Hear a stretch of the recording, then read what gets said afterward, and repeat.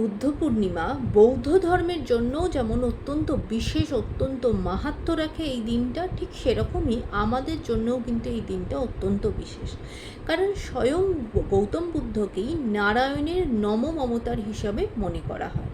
এবার এই দিন আমরা ছোট ছোট কয়েকটা কাজ করতে পারি। দেখুন, গৌতম বুদ্ধ অরিজিনালি আমাদের যেটা শেখাতে চেয়েছেন, বোঝাতে চেয়েছেন, যেটা জানাতে চেয়েছেন, সেটা হলো উনি শান্তি আর ধৈর্য, এইটারই প্রতীক কিন্তু উনি আমাদের ইনার পিস এবং যে কোনো কঠিন সময়তে কিভাবে আমরা ধৈর্য রাখতে পারি সেই জ্ঞানটাই কিন্তু আমাদের দিতে চেয়েছেন।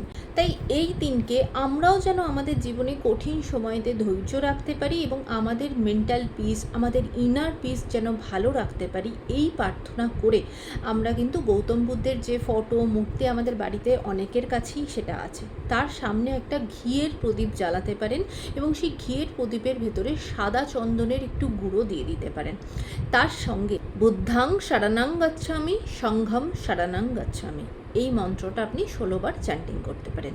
আরেকটা ছোট্ট জিনিস জানবেন, এই দিনকে যদি ম্যানিফেস্টেশন করতে চান, নিজের মনের কোনো একটা ইচ্ছা পূরণ করতে চান, এই দিন যেহেতু গৌতম বুদ্ধ কোনো বট গাছের তলাতে নিজের সিদ্ধিলাভ করেছিলেন, এই দিন যদি বাড়ির কাছাকাছি কোনো বট গাছ থাকে, সেখান থেকে পরিষ্কার একটা পাতা কিন্তু আপনি নিয়ে আসতে পারেন, বট পাতা ভালো করে ধুয়ে মুছে সেই পাতাটার ওপর আপনি 9 সংখ্যাটা লিখবেন। 9, সেটা বাংলায় লিখুন, ইংরেজিতে লিখুন, হিন্দিতে লিখুন, তাতে কোনো অসুবিধা নেই, বা নমম এই কথাটা কিন্তু লিখবেন এবং নিজের মনের প্রার্থনা জানিয়ে গৌতম বুদ্ধের যে ফটো বা মূর্তি যেটা আপনার কাছে আছে তার সামনে আপনি এটাকে রেখে দিতে পারেন এবং মন থেকে নিজের প্রার্থনার কথাটা ঈশ্বরকে জানাতে পারেন।